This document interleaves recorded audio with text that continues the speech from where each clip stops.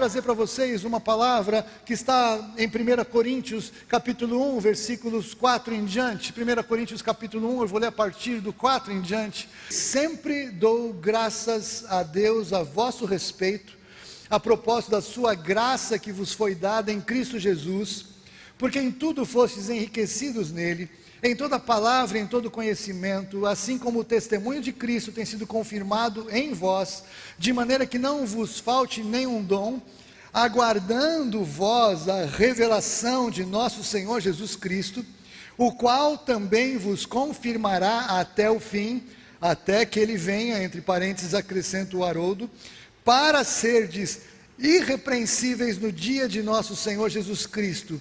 Fiel é Deus, pelo qual fostes chamados à comunhão de seu Filho Jesus Cristo, nosso Senhor. Então veja, até que ele venha, até o fim, nós estamos, entre outros aspectos que a gente podia falar sobre esse texto, dizer que Deus é fiel e ele nos chamou à comunhão do seu Filho Jesus. Por quê? Porque a nossa unidade só é possível em Jesus Cristo, porque nós somos muito diferentes. Eu olho para vocês, vocês são muito diferentes de mim, vocês são até alguns de vocês muito esquisitos. Mas o que nos faz amar uns aos outros? O amor de Cristo em nós, a vida de Cristo em nós é que nos dá comunhão. Então nós somos transformados para nos amar uns aos outros. Nós temos a ordem, o mandamento de nos amar uns aos outros. Você é obrigado a me amar em nome de Jesus, entendeu? Você está desobedecendo a palavra de Deus, apesar de às vezes exagerar algumas coisas, não é assim? É por isso que um dos grandes trabalhos que o diabo faz ao longo dos 2000 anos de história da igreja é semear dentro da igreja o quê? Divisão, fofoca, discórdia, facção, mal entendido, confusão, porque ele crê mais no poder da unidade da igreja do que nós cremos. Você está entendendo isso? E ele trabalha muito para destruir a unidade dos santos, para criar problemas dentro da igreja. Porque daí alguém fala, mas tem gente assim na igreja. Tem, você está aqui, não é assim? Porque nós sempre achamos que é o outro.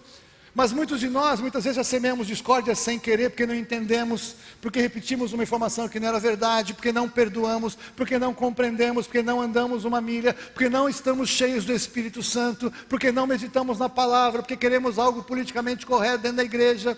Então o diabo trabalha contra, mas fiel é Deus, no versículo 9, pelo qual fomos chamados à comunhão de seu Filho Jesus Cristo, nosso Senhor.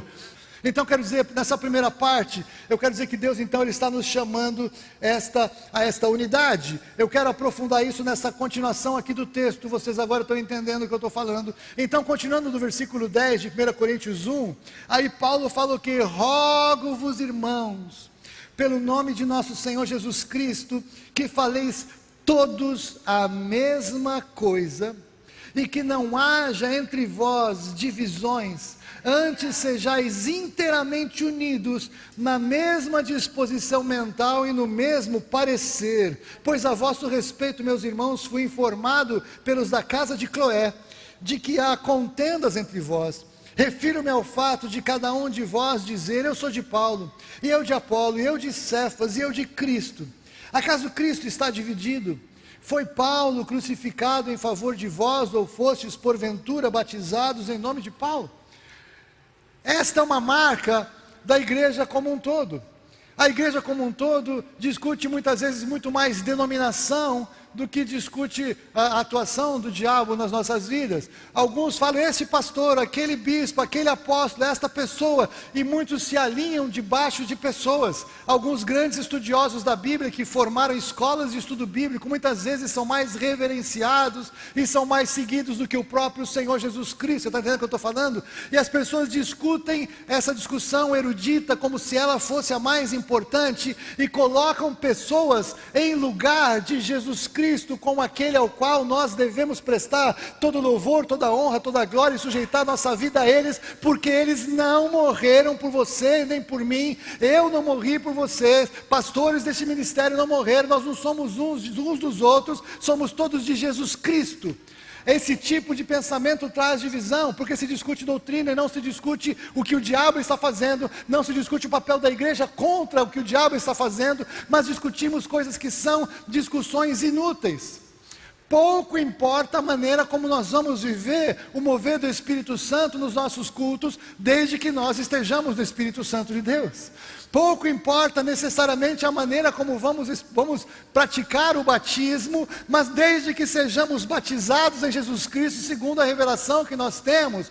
Pouco importa como é a ordem do culto, desde que nós estejamos prestando um culto a Deus. Pouco importa os estudos doutrinários e acadêmicos de homens e mulheres que estudaram mais do que nós estudamos, porque o que é mais importante é o que a palavra de Deus fala, e a palavra de Deus é o nosso norte. Eles são facilitadores da nossa compreensão, mas eles não são mais importantes do que a proeminência de Jesus Cristo em nossas vidas. Vocês estão entendendo o que eu estou falando?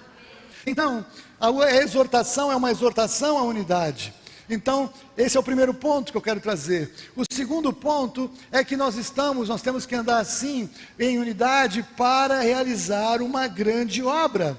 Avance um pouquinho em 1 Coríntios capítulo 3, versículos 1 a 9. E Paulo de novo, amorosamente, exortando, soltando borrachada para tudo quanto é lado. Ele diz: eu, porém, irmãos, não vos pude falar como a espirituais, e sim como a carnais, como a crianças em Cristo. Leite vos dei a beber, não vos dei alimento sólido, porque ainda não podíeis suportá-lo. Nem ainda agora podeis, porque ainda sois carnais. Porquanto havendo entre vós ciúmes e contendas, não é assim que sois carnais e andais segundo o homem? Quando, pois, alguém diz, eu sou de Paulo, e o outro, eu de Apolo, não é evidente que andais segundo os homens? Quem é Apolo? Quem é Paulo? Servos por meio de quem crestes, e isto conforme o Senhor concedeu a cada um. Eu plantei, Apolo regou, mas o crescimento veio de Deus. Louvado seja o nome do Senhor. Você entende isso?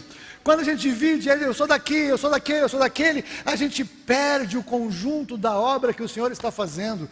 Todas as pessoas que servem a Deus, o Senhor está trazendo alguma coisa. Um está plantando, um está revolvendo a terra, um está regando. Todos fazem parte da mesma obra, porque a obra é do Senhor e não de homens. As pessoas que estão ao seu redor só vão ouvir você, não vão me ouvir. Elas vão ouvir a sua voz, o seu jeito de falar, a sua história de vida, a sua biografia. Deus preparou você, para você do jeito que você é, fazer diferença em quem está ao seu redor. Então eu planto aqui, alguém rega ali, e você ali mais um pouco, e o Senhor dá o crescimento nesta nossa obra conjunta. A nossa obra é conjunta. Então veja, Paulo falou que eu plantei, Apolo regou, mas o crescimento veio de Deus. Continuando agora para o versículo 7, de modo que nem o que planta é alguma coisa, nem o que rega, querido, querida.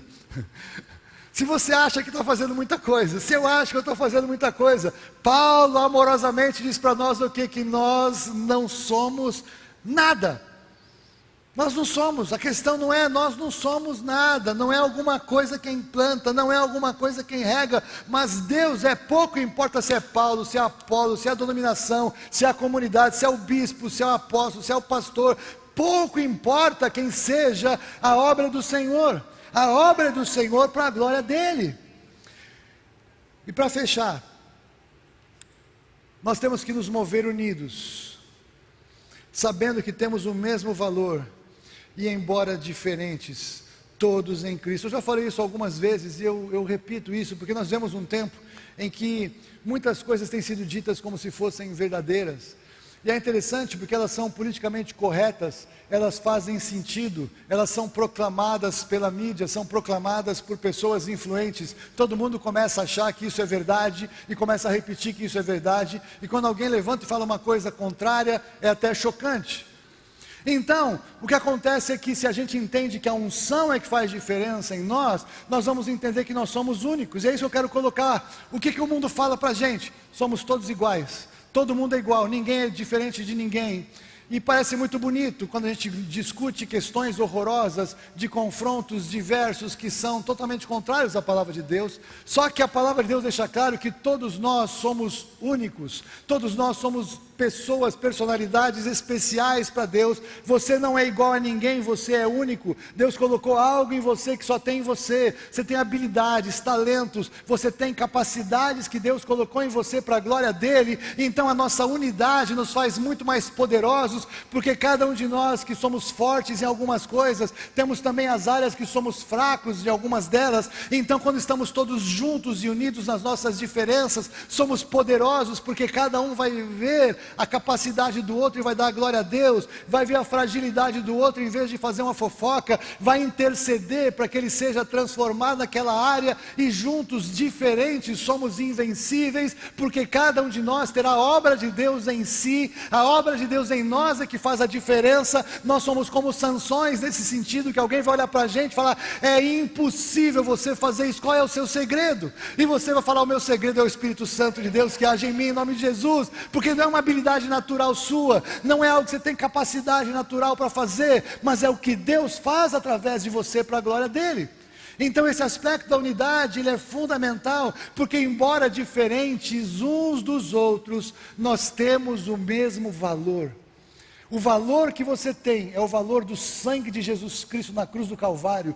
Isso é muito mais precioso do que ser todo mundo igual. Eu sou diferente, somos todos diferentes, mas todos temos o mesmo valor dado por Deus em Cristo na cruz do Calvário. Então não importa a sua condição econômica, não importa a sua raça, a sua etnia, sua condição social, seu estudo, onde você mora, nada disso faz a menor diferença para Deus, porque Ele não nos iguala, Ele nos dá valor igual, é completamente diferente.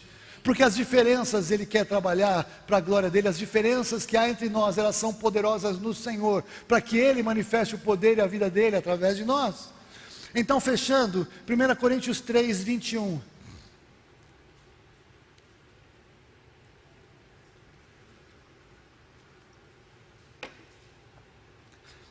Primeira Coríntios 3, 21.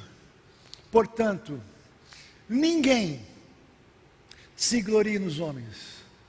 Não se glorie no seu pastor, não se glorie no seu apóstolo, no seu bispo, na sua denominação, na sua igreja. Não se glorie nestas coisas, não se glorie nos homens, porque tudo é vosso. Aí agora sim, seja Paulo, seja apóstolo, seja Paulo, seja Apolo, seja Cefas, seja o mundo, seja a vida, seja a morte, seja as coisas do presente, sejam as futuras, tudo é vosso, e vós de Cristo, e Cristo de Deus. Louvado seja o nome do Senhor. As pessoas, os líderes, as pessoas que fazem parte com você, são presentes para você e para nós. Nós somos presentes, nós não somos deles, eles são nossos, eles fazem parte conosco, estamos juntos servindo ao Senhor, são um presente de Deus ministerial para a sua igreja, para que nós possamos então todos juntos glorificar o Senhor, porque nós somos de Cristo. Ele comprou, Ele pagou o preço, Ele falou: você é meu. Quando Deus disse: tu és meu filho, hoje te gerei, falando acerca de Jesus na eternidade, unigênito de Deus, Jesus, Ele veio a essa terra para gerar filhos para o Pai. Ele é o primogênito entre muitos irmãos. Ele veio buscar e salvar o que se havia perdido. Ele nos comprou por alto preço, Ele nos comprou por alto preço para entregar ao Pai. Louvado seja o nome do Senhor. Então nós somos de Cristo, Cristo é de Deus, então nós somos de Deus em Cristo, aleluia. Deus é o nosso Pai, Ele é Senhor sobre tudo e sobre todos. Ele fez todas as coisas convergirem em Jesus Cristo, mas Jesus Cristo naquele dia vai sujeitar todas as coisas ao Pai. Louvado seja o nome do Senhor. Meu querido e minha querida, eu quero muito que você reflita um pouco sobre a sua vida com Cristo, porque agora você que está aí em casa, eu vou encerrar agora a parte ao vivo. Agora é uma parte nossa aqui, é uma parte íntima da igreja. Deus te abençoe. Se Deus quiser, domingo que vem estaremos aqui novamente. Que você possa continuar meditando acerca disso. Deixa o Espírito Santo falar o seu coração. Quem fala da sua vida, quem influencia a sua vida, tem que ser o Senhor, como você já entendeu e já percebeu. Louvado seja o nome do Senhor pela sua vida, em nome de Jesus.